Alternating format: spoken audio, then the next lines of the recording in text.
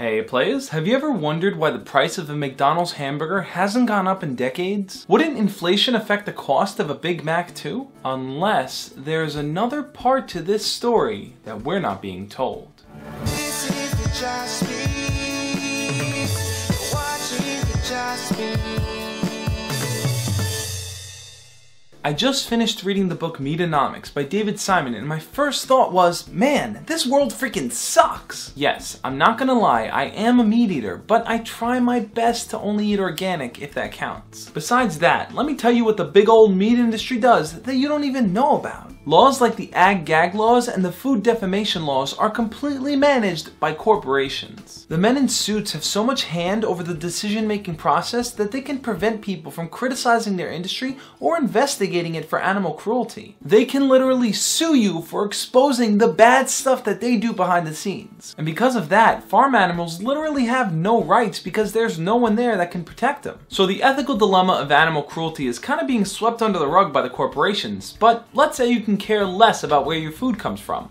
Why is Meatonomics so important? There's more. The USDA and the FDA are two organizations that are supposed to make sure that we're not consuming food that's bad for us. But guess what? The corporations are the ones who's running them. They use government messaging to force propaganda down our throats and then create fake research studies to make us believe that eating lots of meat is good for you, buy more. Eating lots of eggs is great for you, buy more. In fact, with all the additives, substitutes, preservatives, and ingredients put into our food, you might as well throw health safety out the window. High consumptions of meat is linked to obesity, cancer, and diabetes?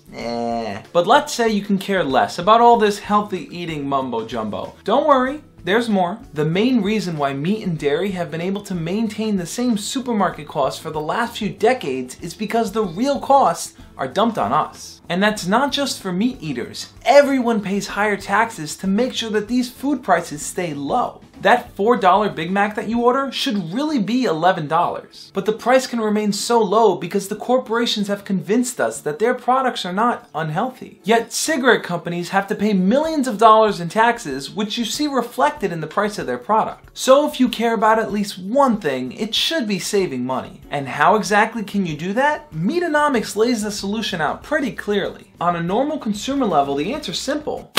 Cut back on the amount of meat and dairy that you eat. And if you have a much stronger willpower than I do, cut out meat completely. And in doing so, you'll be saving animals, saving your own life, and saving more money in your pocket. Because if you're still buying into the system, you're not really doing anything to help change it. I want to know what you guys think though. How hard would it be for you to eat less meat and dairy? Leave your comments below so we can talk about it. I thought Meatonomics was an amazing book, and if you want to learn more about how you can start changing the world, pick up a copy and read it.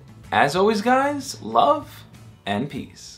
Hey, thanks for watching. If you're new to the channel, make sure to hit the subscribe button below. I make new videos every Tuesday and Friday on a range of different topics, including self-help, dating, philosophy, and more. If you want to see a little animated video explaining Meatonomics, the link for that will be in the description below. Plus, you should really check out my other video where I compare drinking alcohol and eating meat to find out which is worse.